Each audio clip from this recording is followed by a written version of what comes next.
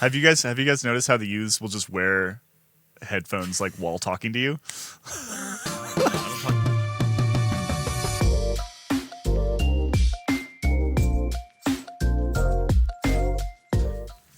Welcome back to Spin Cycle, everybody. I'm Kaylee Fretz. Today on the show, riders are getting fined in Calpe for having Spotify-wrapped playlists. Tadej Pogacar is the new Damien Hirst. Wout van Aert is the new David Cameron. And we may have an answer to whether we could keep up at the Singapore Criterium. Let's get to it. Welcome to the show, Dane Cash. Hello. How we doing? Doing well. And Johnny Long, welcome. Happy Friday. Happy Friday. We're almost to the weekend. Are you guys going to go for a bicycle ride this weekend? Not this weekend. Where am I? I'm somewhere. It's snowy where Dane is too. Yeah, I'm pretty frustrated with the weather right now. We got like 6 inches, which is way too much. It's like 10 degrees. It's negative 10 C right now. Wow, Not that like is so cold, Dane. It's That's proper crazy cold. dude. Yeah. So unless it melts. No, like any right-minded individual in cycling media, I do my riding in the working week. I mean, ideally you do it in the working week and the weekend, right? That's the. It's good to have a break, you know. Okay. Yeah, that's true. People ride indoors. I've heard that's a thing that some people do, and that is just such a miserable experience that I refuse to put my bike on the trainer yet. Maybe in February, but like, ugh. I don't mind a little Zwifting. I don't mind it. I go on and I have a fake name on Zwift so that no one can spot me. Oh. Fairly cracks. Not Fairly Kretz. Wait, it's more fake than that. Okay. And I jump into like a B level Zwift race crit or something. Oh, you do those? Oh yeah. Oh wow. Oh yeah. That's how you stay motivated because you just chase people around. There's a Zwifter in our midst. Oh yeah. Whoa. Particularly right now because we're kind of in this shoulder season where I can't ski locally yet. I have to drive like 2 hours to ski right now. You should use my name. That'd Yeah? be fun. Tell Johnny people Long. Yeah. Lonnie All right, I'll John. do that. I think I'm going to jump on one around lunchtime today. I'll change your I'll name. be Johnny Long. Yeah. Thank you. All right. All right, let's get into today's show. Gentlemen, it is December 5th when people are listening to this. We are in the deep meat of the off season. And yet, that's a weird way to put that. No, I just made that up. Okay. And yet we've got a huge story, an international incident, I would say. Yeah. Somebody keeps getting fined for wearing AirPods in Calpe. Yes. Well, I think multiple riders do, but Multiple riders? Well, it seems to be. We'll get to this being not just an individual instance, but Johannes Storm Mitte, the Norwegian rider, probably butchered his name, but double barrels makes it double as hard. Norwegian 23-year-old, I think, who was at Visma and now is going to Decathlon acronym FC. Johannes posted with one of his train rides as he's out in Calpe for pre-season training, as half the peloton are. Guess it's better to buy a pair of those ugly out-of-ear headphones than to get fined for AirPods every day. And he attached that with a picture of like a Every police day. notice. Let me show you. Every day, which is that's the weird thing, right? Is that surely you get fined 200 euros once. If you pay it within 20 days, half to 100 euros. But it's like a proper police notice, like a ticket as you guys would get. And every day. So he's just going around with his AirPods in, getting fined because in Spain and in France it is illegal to ride with. I think we actually have the type here. Okay, the Reglamento General de Circulación. Did you like Whoa, that? Johnny, where'd that come from? I'm just so used to you guys butchering my favorite language. And it's prohibited to ride while wearing any type of audio headphones or earphones connected to sound receivers that reduce constant attention to riding. So the in-ear, out-of-ear thing is irrelevant then? Is irrelevant. It's just that you're distracted. Well, and so it seems that Johannes is going to fall for this again because he's going to get the bone conducting ones, which then surely fall under the remit of this rule. So I desperately need to know how many times he's been fined and continued to just wear his AirPods. Right. Yeah, sure. He's just signed a 3-year contract with Decathlon. He won the Giro Next Gen. Like, he's an up-and-coming rider. He's probably got enough cash to do this a few times. But surely he's not so detached from real life already that he's just dropping, €100 note every time he wants to go for a training ride, which is like every day at this time of the year, no? That's like yeah. Pogacar money. Yeah.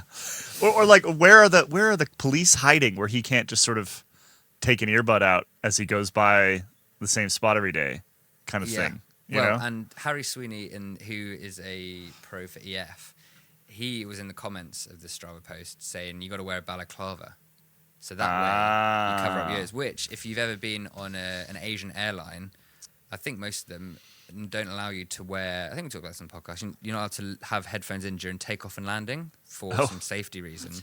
So then I figured out that if you have AirPods, then you can put your hood up and like pretend to be asleep, and they won't.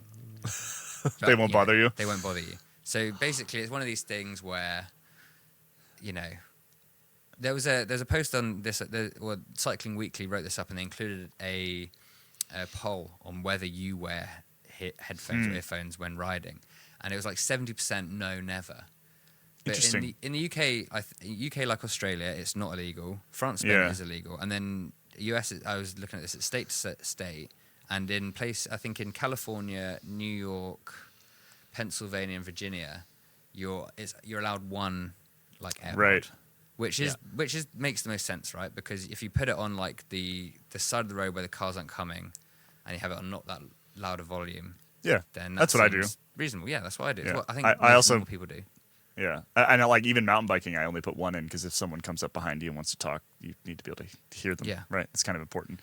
I think in the U.S., even if you broke, I've never heard of anybody getting. I've never heard of it. Yeah, ticket if that. I think the only way that the only way that would be relevant is if you got in an accident. And they would come after you and be like, "Oh yeah, but you had two headphones in, and so therefore you were listening. It's your fault for getting hit by a car." To a biography of Charlemagne, and that's why you caused this accident. This is absurd, by the way. You guys know I love Spain. Obviously, it's my favorite thing. But this is unreal. Banning people from listening to things while they're riding. I mean, no, it's a safety thing, Dane. I get why, but. You could use that argument for anything. You could tell me to wear a helmet while I'm driving my car. You don't, because it's ridiculous. And me not being able to listen to my biography of Charlemagne, that's ridiculous. That's true. And I guess I actually didn't know there were states where it was like you could do one headphone. I kind of get that. Either way, I get the wanting to not have people just be totally oblivious to their surroundings. But, I want to be free to do what I want. Yeah, you're just against the overreach of big government. And this is exactly what that. It's that. I don't want that. So Libertarian Dane. If they come for our headphones and we say nothing, where will they stop? Exactly. You know what I mean? Yep. Our guns. Yeah, exactly. And I want to have that while I'm riding, too, which is actually, that's something that, was it Danny Summerhill, Kaylee? Yeah, Danny Summerhill got in some trouble for waving a gun at somebody. What? Allegedly. He had I had a gun on a ride. Who's I know that. this guy? Yeah. Yeah. Danny Summerhill? He's pro. Yeah, he's a pro cyclocross racer for a while. I think he raced. Did he race for He was UHC. EF? UHC? Maybe he was EF too, yeah. I can't remember. Definitely UHC. Yeah. He had a gun. I think he shot some shots into like a hillside in Colorado, like not far from Yeah. here. Yeah. God damn it. It was a whole thing. There's also occasionally you see there's a guy. I think he's in Florida or Tucson, some kind of warm place, and he pops up on social media every once in a while, and he's just got this like big. He has a jersey that says like I am carrying a firearm or something, and he's got them like in the back. Oh my god! It's very That's America. It's America right there. I mean, that would work to stop close passes. Exactly. I think that's the whole thing. Is like don't mess with me. Better than Tadej Pogacar's like don't disturb. Just my other but very similar. I think very similar in sort of thought process to this popped up in my feed recently. Somebody who was riding across the country. This is a joke, to be clear. They're riding across the country and they had sort of like a trailer and a basket behind them, and they had just put like a can of propane in the basket so that if they got run over, at least it wasn't just them dying. it was everybody. Oh, wow. Right? That was the whole thing. Very morbid. It was a joke, to be clear. Okay. But kind of similar thought process, probably. Yes. That one. I kinda thank like- you to. Oh, go on. Sorry. That idea of actually, like, you don't necessarily have to be carrying. You could just have a sign that makes people think you are. Yeah. And I do wonder, will that make me safer when I'm? You can Riding get along? little like seat license plates that say like carrying cyclist or something Packing like heat. that. Yeah. Yeah.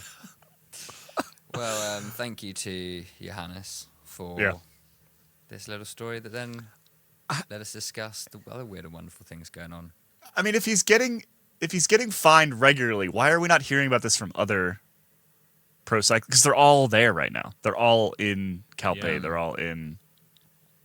Like, what are the rest of them not wearing headphones? I mean, I happen to know because I've spoken with a number of professional riders who listen to this podcast. They listen to this podcast while riding. A lot of them are massive podcast fans in general because they spend this time of year, they're on their bikes like 25, 30 plus hours a week, Yeah. often by themselves. They need something to think about. If you are listen at camp, to. if you're at camp though, maybe you're riding with others, and Yeah. I wouldn't listen to something while riding with others. Not, but Well- for 6 hours, you're going to run out of things to talk about, no? Can we complain about the youths real quick? Please. Let's do it. Have you guys noticed how the youths will just wear headphones like while talking to you? No, I don't talk to youths enough. This has been a real unk week for you, Kayla. I'm enjoying it. Kaylee's Unk corner Kayla's right unk now. corner. Yes, I we do that. understand. I understand that they are like AirPods. Actually, kind of like you could hear through them, right? Are you but talking two in at once? Yeah. Or talking? It doesn't matter. 1, 2. I don't want. If I am speaking to you as a human being, take your goddamn I'll earphones do. out. But, okay, if I'm queuing up for like a coffee or something, and I've got Yeah. my AirPods in, I will then take one out and Yeah. pause it to then talk. So one's fine. This is the look. It's Yeah, the but New that, York, that's California law. that's a It's the same different thing. that's a different kind of interaction than what I'm talking about. Oh, Like what are you talking about? I'm talking about like you're having a conversation with a youth, and like not like buying coffee, like having a conversation with a youth. Okay, give me what's the context? Where is this youth These come Devo from? are Is these this a Devo youth- team kids? is Yeah, generally Okay. Devo kids. it- Okay. Okay, And got they're it. talking about how chopped you are because you don't do this. Actually, is Yeah. what they're talking about. I mean, about. I get unked regularly Yeah, I bet by you the do. I Devo mean, kids, so is what it is. I'm just saying, game's gone. Okay. Well, Yeah. and actually, kind of bringing it back adjacently to that, to the story we're discussing, the actual terrifying development of listening to audio while cycling is, I've seen this in London. I'm sure it's in many major conurbations, where people will have line bikes which go like 15 miles an hour, 25 kilometers an hour. And people will be wearing like noise cancelling Bose or Apple headphones, no helmet, and just speeding through on their commute or whatever. Yep. And I just can't believe more people don't die, both like getting hit by them and them just getting hit by a bus. Yeah. It's the single most terrifying thing. You're talking about how London has fallen, Kaylee, and Yeah. I've got to watch out for my phone. You've actually got to watch out for the noise cancelling line bikes because they are a menace. I could see that. That And that they're just so seems heavy. like They're so heavy. They If are. you That's- get hit by that's one a- of them, you're done. that's a lot of momentum. Mm. Yeah. Kinetic energy, whatever you call it. I don't know. Yeah. That's a lot to get hit by. Yeah, that seems irresponsible. I think there's a good happy medium between that and like, every time I go to Australia and they have the helmet laws, right? And you like can't ride a line bike without putting like somebody else's gross helmet on your head. Like there's a happy medium in there somewhere where we can just be reasonable and just ride around at a reasonable pace and with reasonable Like the use Netherlands. of our senses, right? Like Yeah. you should be able to hear things while you're riding your bike. I think that's important. Yeah, Yeah. I think there's a lesson for this. That was a in real this. sort of rounded cycling culture chat there. We don't That do was them very great. often. That's true. I enjoyed it. Good stuff. Should we pivot over to your ability to buy Jonas Yes. Vingegaard's bicycle? Actually, you no longer have the ability Yes, to buy it's Jonas Vingegaard's gone. bicycle. It is now sold for a shockingly small amount of money. Yeah. I would say. What did Jonas's go for? I've got the figures here, Dan, or do you want to? You got them? Yeah, go for I it. got them. I actually converted them to USD.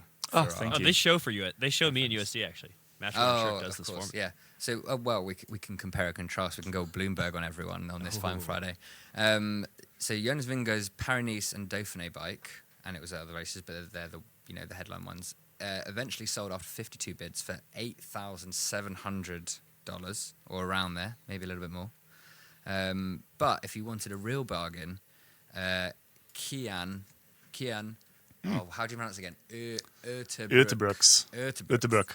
Damn, we did. It's got an I've S. It's got forgotten an S at the end. We tried. We tried. There was a whole pronunciation video that came out, and I've already forgotten it. Who is 6 foot, so much more regular human size. So you'd think bigger market for his bike to be sold. 26 bids, $4,800 for a Cervelo R5. That's ridiculous. I believe it was. It's too crazy. cheap. It's crazy, and like and like some of the parts were switched out so that they were like, more likely to work if you actually wanted to ride the bike. This is from the Match One Shirts, the auction website's description, and these bikes have obviously been well maintained throughout their short lives. I know it's used. Probably, maybe. But, like, Yeah. if you... An R5 with Dura-Ace or Red, it's like $14K. Yeah, That's a steal. I don't know. It's bizarre. Don't really understand how this works. Like, surely it's better to keep these bikes or not? I don't know. Or Surely sell them you on can find- Craigslist. You could get so much more. Well, or you sell them at Sotheby's, Or which that. is a historic auction house, not matchwornshirts.com, which honestly is like a weird place to sell. You're not necessarily gonna find. You're basically hoping for word of mouth and some social media traction to then get people to bid on Jonas Vingegaard's bike. What if we sold their bikes next year? I mean, that probably like worked that. better, to be honest. It would work better. Yeah. There's it no would question it have would work more better. reach. Follow-up question. Does this money go somewhere good or does it go back to the team? No, I think it goes back to the team.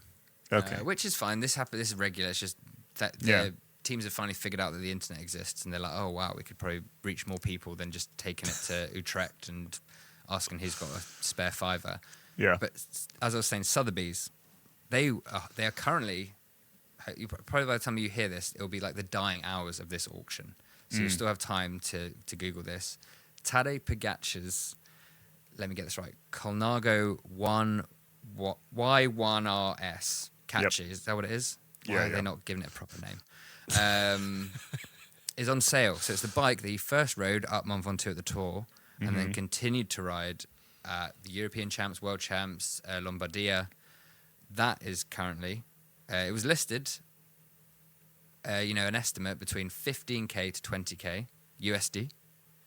After, I think it's been like 50 bids or so, it's currently up to $70,000 US.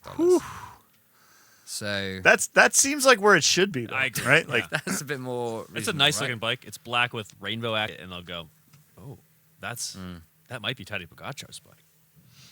It's much more what you'd expect. The question to me is, would you rather have, 9 Jonas Vingegaard bikes or one Tadej Pogacar bike? I'm just the thing that shocks me about the Vingegaard, like Dane said, this is cheaper than you could buy them anywhere else, Yeah. and Like it's a a bike used- with like R5 on Craigslist in Boulder is going to cost more than that. So Yeah. Unless like, there's something wrong with it. something's gone horribly wrong. You're in this. you're going around to the service course and kicking actual tires. Yeah. You're being like, what's wrong with it? What's the I mean, catch? you could have done Chip some plugger. you could have done some very basic arbitrage here and just bought them all up and then sold them on eBay and come out well ahead. Yeah. You could have easily done that. The Pogacar auction fills me with more sadness, though, than the Visma one, because this is a bike on which he sealed his 4th Tour de France, won the World Championships, won his 5th consecutive Lombardia. Yeah.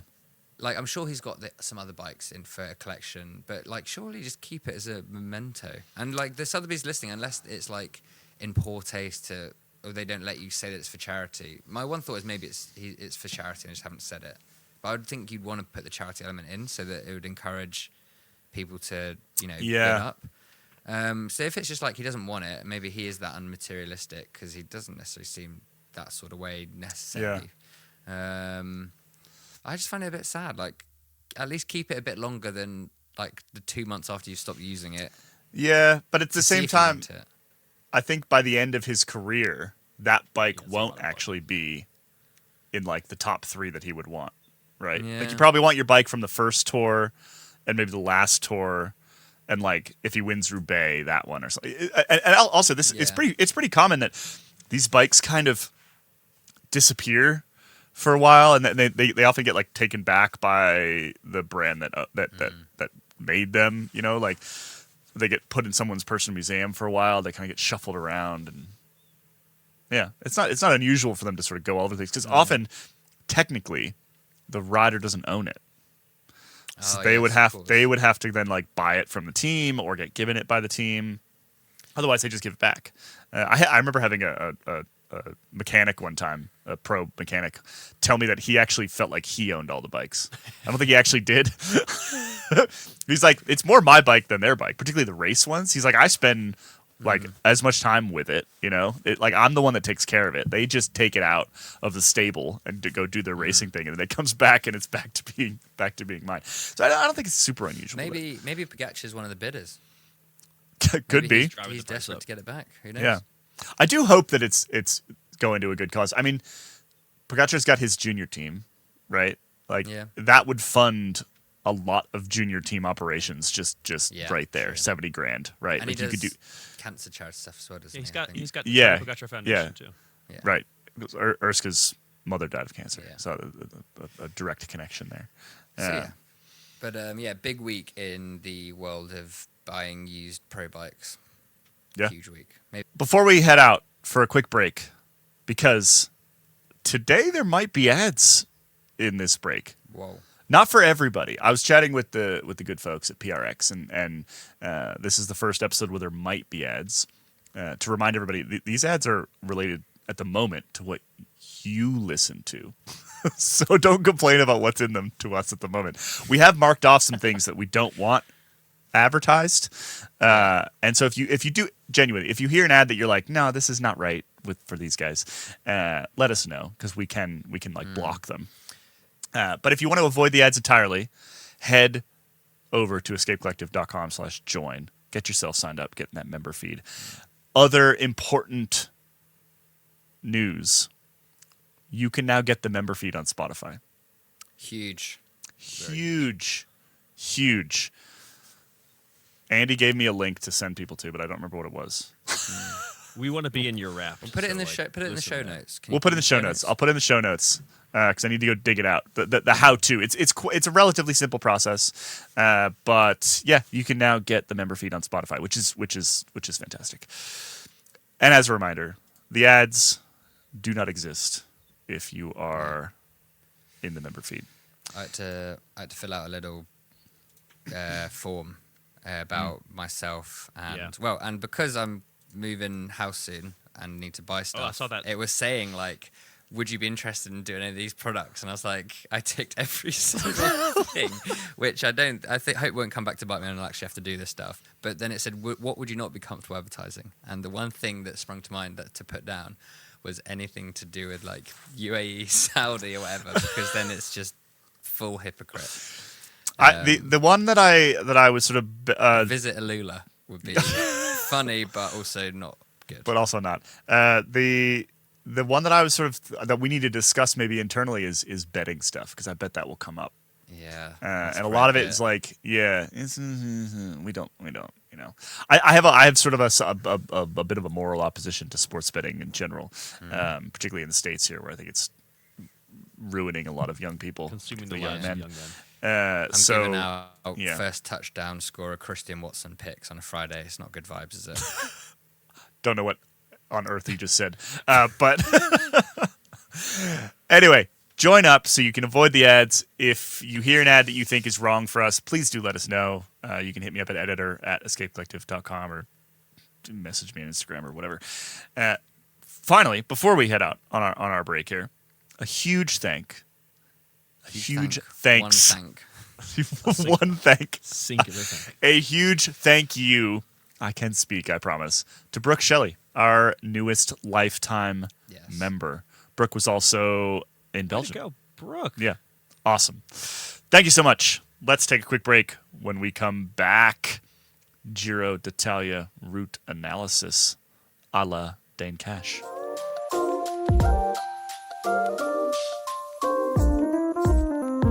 Welcome back, everybody.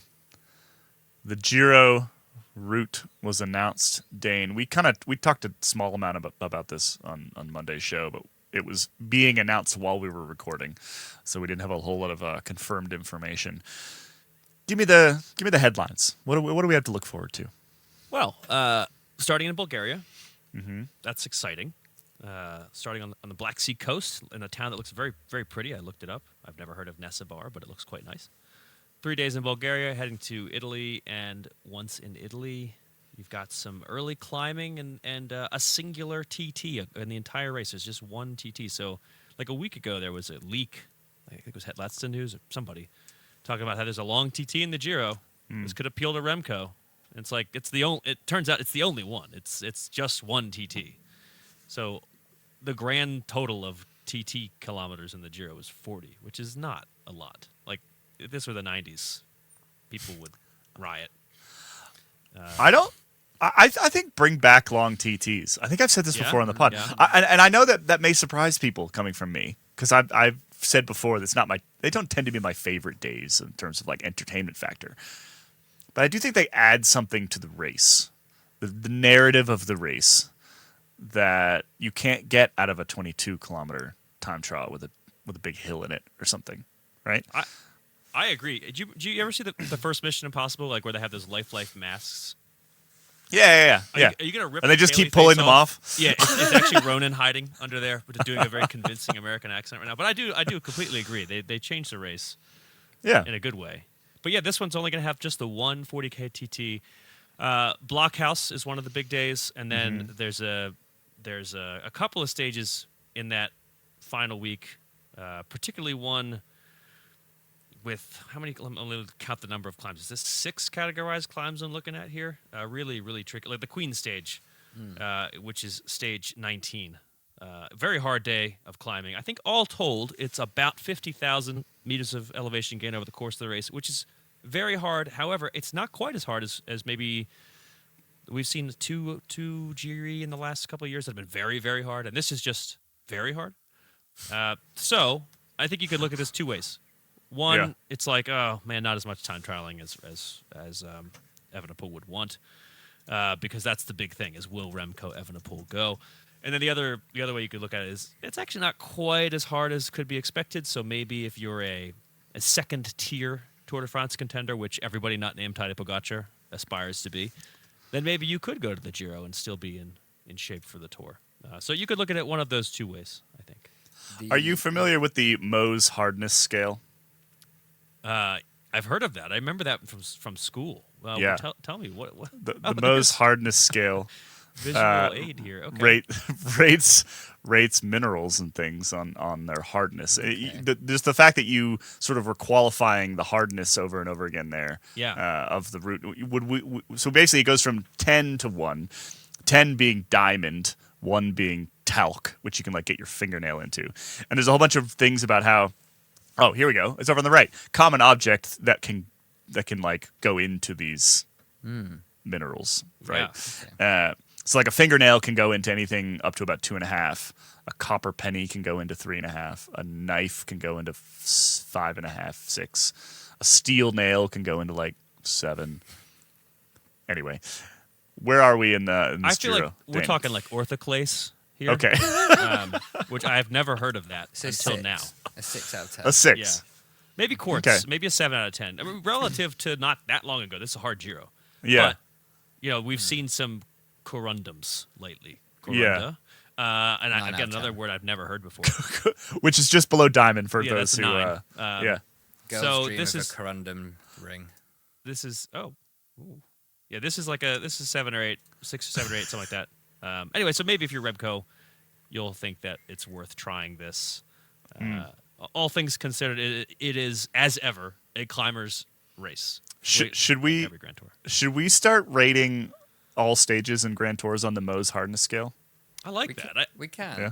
I like Yeah. that, and that's an area that I think that's an open area for us to kind of slot into, because the Grand Tours all have, or at least, yeah, I think they all have it, like a rating system where in the when they release the route, it's like X number of stars out of 5. Yeah. To tell you the difficulty, and they're not good. They're not like they're poor judgments, I think. And then often they'll also call things a flat stage if it is mostly flat, but then like goes up Mont Ventoux.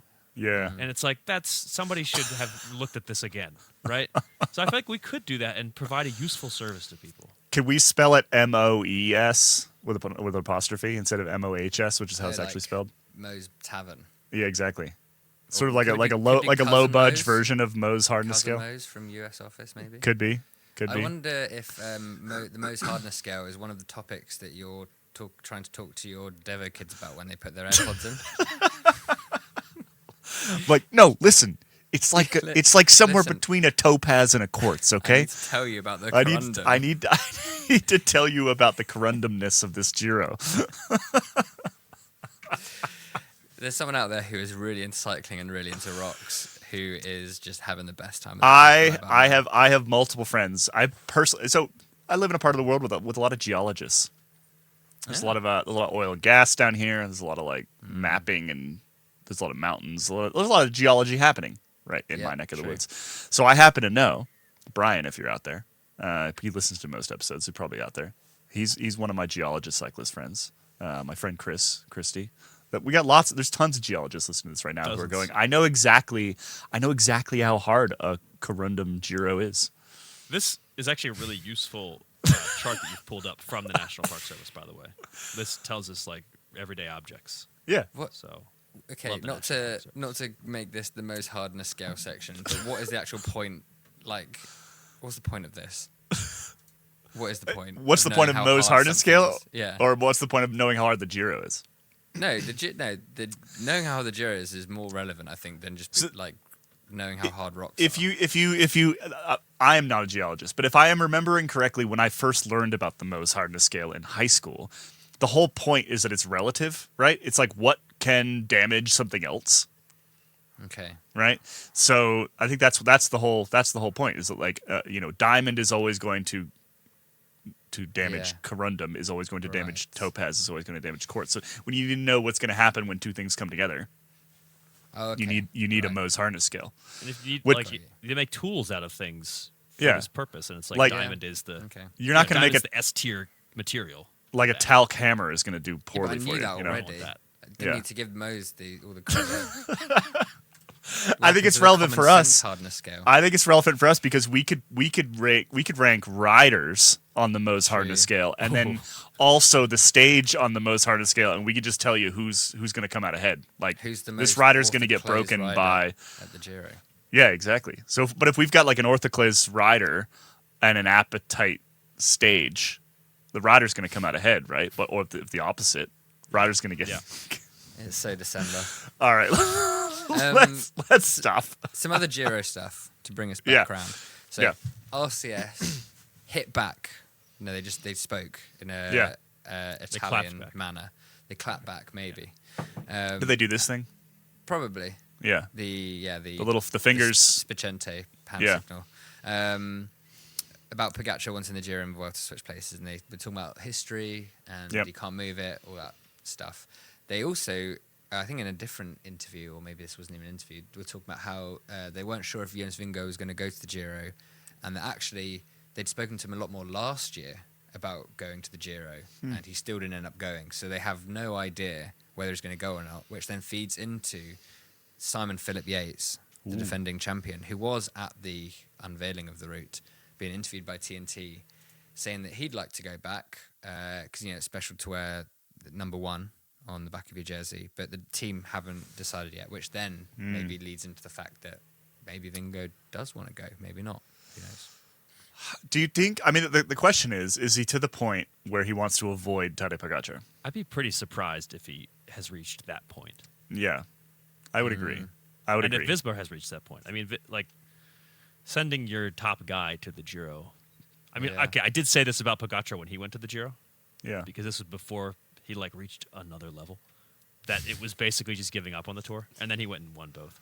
Right. But I still think that's I true mean- for Vingegaard. I mean, that the Giro Tour W was helped by the Vingegaard crash. It is, yeah. And then in Yeah. this year's tour, from what we've learned afterwards, that Pogacar was fairly close to climbing off due to injury. So then Vingegaard Yep. would have won the tour. So, Yeah, so you shouldn't So you give up your probably chances. shouldn't. Yeah. but Yeah, then don't winning give the up on Giro the is tour. probably kind of fun.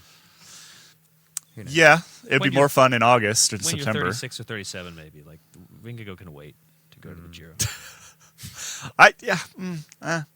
Okay, so first of all, we were right last week when we were talking about this, or when we were talking about this Monday, when we said there's no way that the Giro wants to switch. Yeah. Like the Vuelta might want to switch. The Giro has no reason to switch. Like they have the better of the two slots between those two races, and so why would they ever change? Who cares? They don't care that much about snow closures on mountains. When they want right? they want August off as well. in a Yeah, because they're that's what the Italians do. That's what. Frankly, it's shocking that the Spanish want to work. Yeah, really. Throughout that period.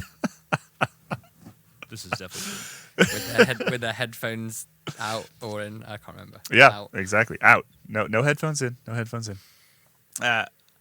I'm with you, Dane. I don't think that Vingegaard. I think Vingegaard needs to give it like another year or two of trying to win the Tour against a top-notch Pogacar before he can start to like pivot to avoid him. Because let's be honest, not winning is less fun than winning, obviously. But being second is actually a pretty good way to kind of like build your mystique and build your career. I mean, let's Jan Ulrich spent a lot of time not winning the Tour after winning it once, right? Who's another good example? Roman Well, he's the Poulidor. eternal second. Poulador. Yeah. Pool, of course, yeah. You can build quite a little career for Roman yourself just Bardet. being second. He also Roman Bardet. Nairo Quintana. Vingegaard's only 2 years removed from us sitting in this very podcast and talking about how like he's never going to lose again. Yeah. It's like I don't think we ever said that. right in 2023 when his team swept all 3 Grand Tours, we were talking about how you Yeah. got to break up Visma and they're too good. And, They took care of that themselves I saw, somehow. but it I wasn't that long ago. saw- Is what I'm getting at.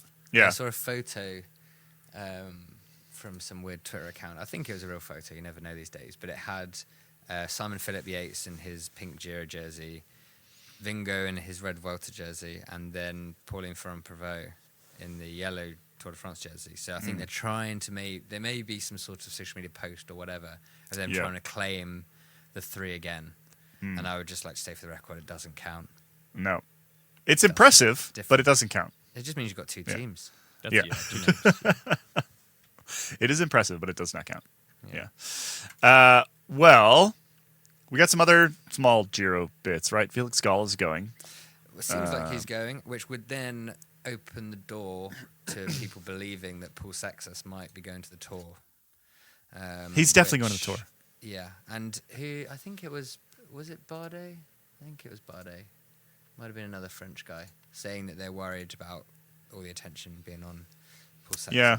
We have Bardet news coming up soon, Oh yeah, big time. but I'm gonna Big time. we're gonna hide it for now. We're gonna Yes, tease that. You're gonna hear but more yes. about it in January. So that is something that is, Paul Sextus at the Tour in 2026 could be a great story and lots of fun. Could also be very sad and a bit exploitative.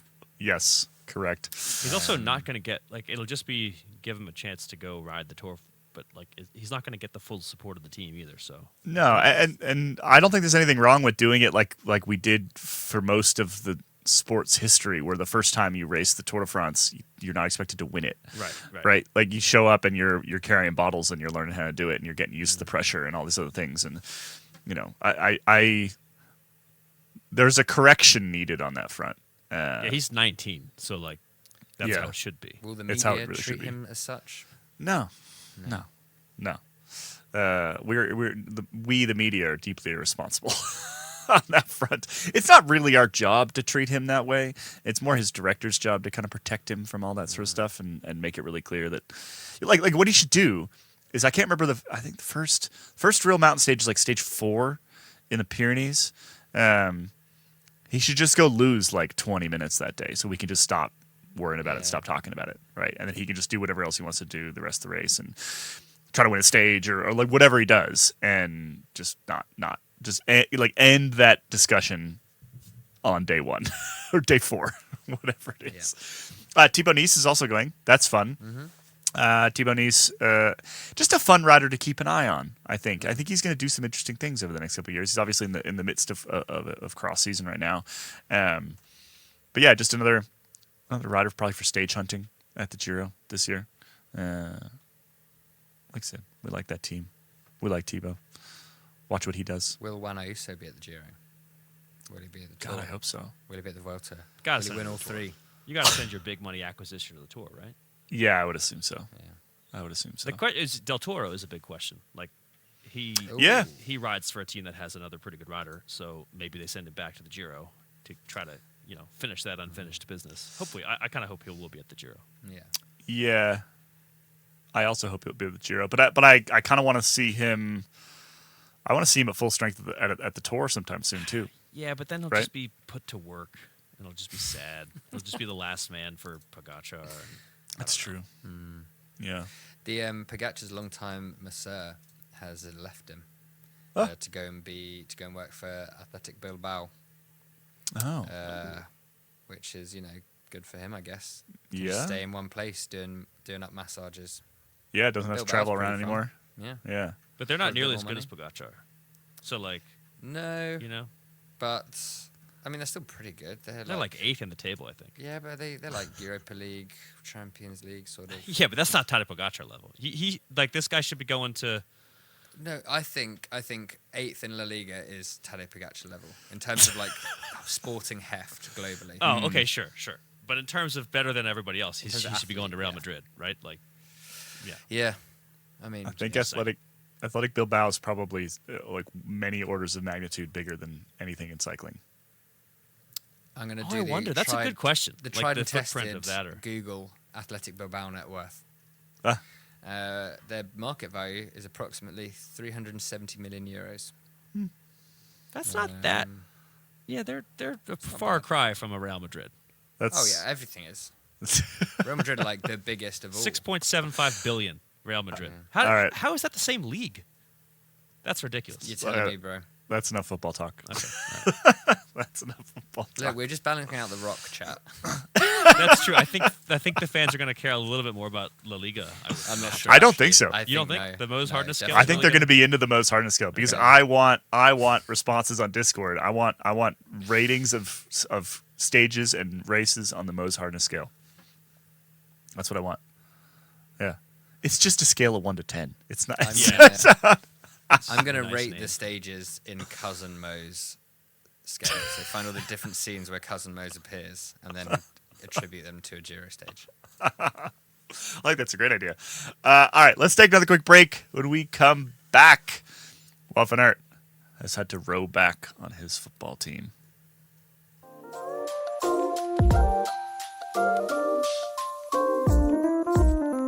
Welcome back, everybody. I don't know what this means. It's on the run sheet. Wout van Aert has had to row back on his football team. What happened with Wout van Aert's football team? Well, did we discuss on the podcast how Wout van Aert went on The Smartest Person in the World TV show in Belgium? Did we discuss this? I think Have you you heard about mentioned this? it, and that's it. Yeah. Maybe this was in the Kaylee free episode, which was on the 8 Mohs hardness scale to record, having to step in to the breach. So Wout van Aert was on the Smartest Person in the World show, which is apparently a huge deal in Belgium. I don't think it's the same as like in the UK and the US. You have are you smarter than a 10-year-old or a 10th grade or 6th grade or whatever? I think it's different. It's like you're up against celebs, you do some quiz shows or whatever. I think Wout van Aert played the violin, went out first round, whatever. But he also admitted on the show that he's a fan of. Sorry to return to football chat. He's a fan of Club Brugge. Which Whereas when we are diehard Bruges Circle fans. we're big circle heads, always have been. I came out the womb chanting for the circles. So when Wout van Aert said this, obviously the Bruges fans, Club Bruges fans, were delighted. Oh, yeah. You know, they already support one of the biggest teams in Belgium, and now one of, if not the biggest Belgian cyclist, is a fan. Yeah. But Huge news. this also drew ire from the multitude of other football fans in Belgium. Yeah. So he was getting quite a lot of hate on social media. Yeah. He's for not revealing- from there, right? So, No. or is he? Well, No. So, as this tale unfurled and Wout van Aert is getting peppered with horrible messages, he either has a interview with Het Nieuwsblad already scheduled up, talking about cyclocross or something, or he runs to the Het Nieuwsblad offices to correct the record Yeah. and rows back on his die-hard fandom of Club Brugge. oh, He says, I did feel it was better to be neutral. I don't really support any particular football team at all. Lies. I hardly even follow football. It's a shame for the people who are wildly enthusiastic when they heard I was a Club Brugge fan, but I'm anything but a die-hard supporter. It's true that one of my best friends is a huge fan, and if I had to choose a team, I'd say Brugge. Right. So, the question is, backpedaling, or he just felt the need to say that he supported a football team? That's the real thing for me. I think backpedaling. I have no context of like if the Club Brugge is like the Man United of the Belgian Pro League. I We think that saw would them, more didn't likely we? be Anderlecht. didn't saw we the- see Club Brugge? What? No, In we what respect? What, a game? Yeah, didn't they? Who Oh did no, we see? we went. No, we went. To We saw see, Ghent, right? But who they played Yeah, against? saw Ghent. They were playing the Union Saint-Gillois, who Oh, I believe right, won okay. the league last year. Anyway, Yeah. don't need all this context. The reason why it was I said that he was David Cameron, who's a former Yeah. British Prime Minister, is because he's always professed to be an Aston Villa football fan, which is my team. But then one time accidentally got them wrong and said that he was a West Ham fan, which is the same colours, but very much not. Not the same team. So I'm thinking here, if you know, there's a level of fame where then you're expected to sort of, especially if you're British and maybe Belgian, I don't know, to be a football fan. Like Keir Yeah. Starmer is always going on about how he's an Arsenal fan. He probably is, but it's just like a bit over egging the pudding. So I think Wout van Aert has got himself trapped in like a David Cameron promise. type Didn't one of your situation. politicians recently, like they were on an interview show and someone was like, who should play up front with Harry Kane, and he couldn't name another English Yeah, soccer maybe that player. was him. Maybe that was him. Yeah. Maybe that was Keir Starmer. I don't know. I think but yeah, I think the lesson here is just if you are a cycling related public figure, you should just probably just remain neutral.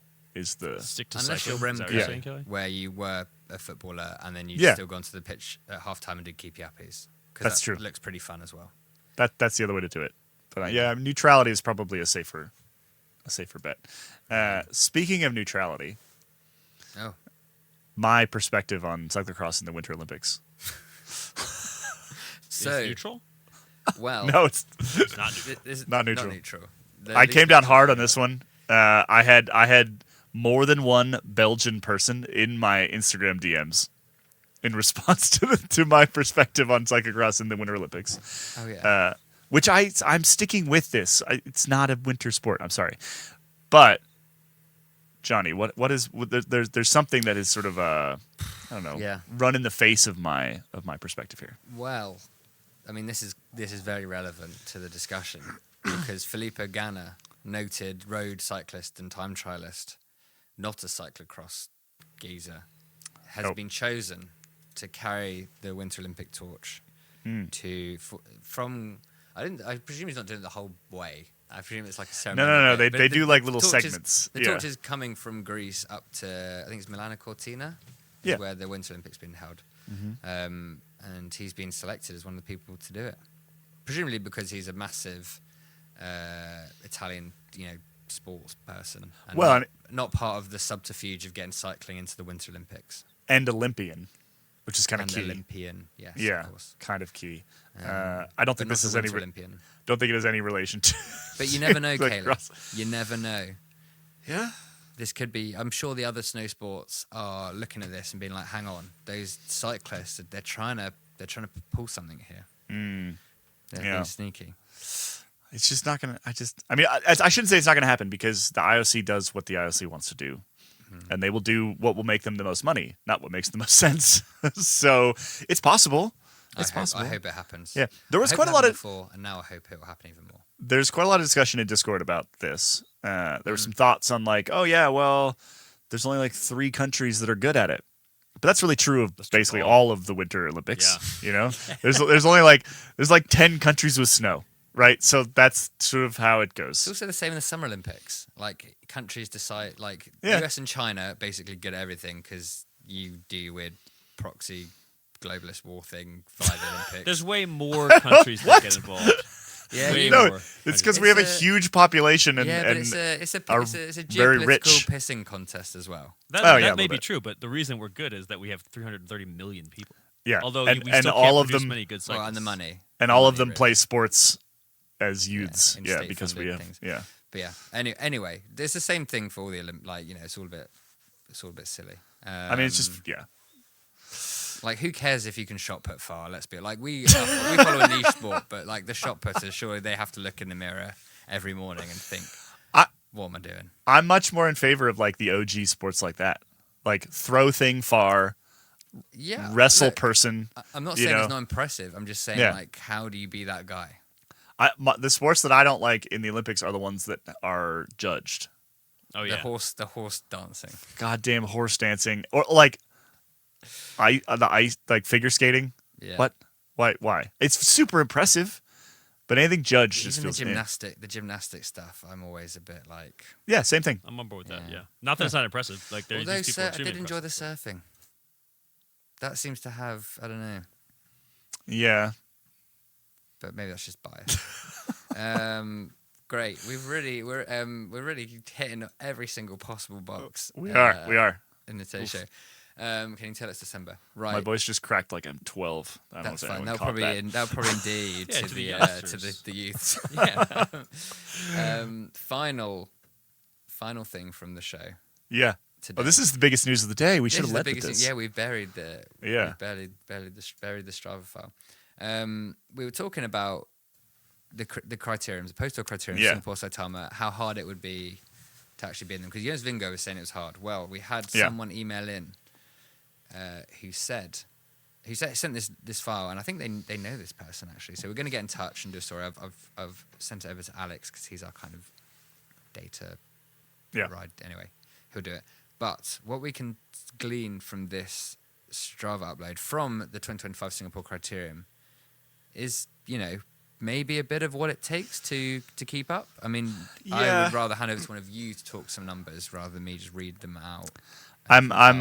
I'm looking through here. Do we have a so what we're looking at is a Strava file from the actual Singapore criterium. Yeah. From and can we say where this is from? Like who this is like a Well, national it's champion It's public, yeah. It's public. that got to race it, which is fun. Yeah, so it's a guy who's the Singapore national champion. Their name, they don't have their name properly Yeah. on this, as far as I can see. So the But numbers. yeah, so they get to ride the criterium because they're Yeah, national. we've got just under 60 kilometers in an hour and 24 minutes with 952 meters of elevation, which actually that's like it says it's 3,000 feet. That's It's a decent amount of climbing. It's not an easy course, I would say. Weighted average power, and I didn't realize when you said this over earlier, Johnny, that this is weighted, is 272 watts, which actually makes it even sort of not less impressive. That's not the right way to say it, but for a pro cyclist, this is not a hard day, Okay. right? So weighted average power of your average like Roubaix winner is probably in the high 300s for like 6 hours plus, right? This is an hour and a half at 272 watts. I'm looking at this and I'm basically like any sort of higher level amateur, like maybe Cat 3, but definitely Cat 2, Cat 1 in the States here, could probably do this bicycle race Okay. and finish it. Could Ronan do it? Ronan could do it. Oh, easily. Easily. Yeah, easily. Wow. Yeah. 272 watts. So it all depends how much this person weighs. You said you thought it was around 75, 80 kilos, right? In which case, the watts per kilo here is not that high. I was looking for the actual average because in a crit, there tends to be a lot of gliding, which means the actual average would be a lot lower. Anyway, so there's our answer. The Singapore criterium is for sort of mortals, a decently hard bicycle race. 272 watts for an hour and a half. Like you have to be pretty strong to do that. Okay. maybe even at 80 kilos, but it is not anywhere near a professional bicycle race. Yeah. Yeah. I'm Mystery not sure solved. If that is their weight, but it doesn't really matter. But we'll get some more. We'll get some more information and maybe do that article up when the criteriums come around again. But yeah, nice to finally, for once, actually tie the knot on or complete the circle. Yeah. On something we talk about on this podcast. So thank you to the person that sent that in. I think it's fun because it could inspire all the amateurs out there to one day be able to race the Singapore Criterium. You'd be able to. A good amateur could race this and could hang on. Yeah. And you could ride next to Jonas Vingegaard. Well, he's there telling you how hard it is. Yeah. Yeah. Yeah. Okay. I mean, Jonas Vingegaard can probably do 100 more watts than that for a very, very, very long time. So I think he may have been exaggerating on the difficulty somewhat. Unless he is deeply out of shape by the time he gets to Singapore. Which is possible. Not a one-day racer. Yep. All right. I think it's time to wrap up for today. Lovely Friday episode. We're going to head off into the weekend. We're going to head to After Dark, which, of course, is the members-only section of this pod. If you're on the members-only feed, you get it. Reminder, you can now get it via Spotify. We've put the instructions for this on Discord and elsewhere. And if you are on the free feed and you don't want the ads, go sign up. escapecollective.com/join. Get yourself going. We're going to head into After Dark, where we've got our own Spotify Wrapped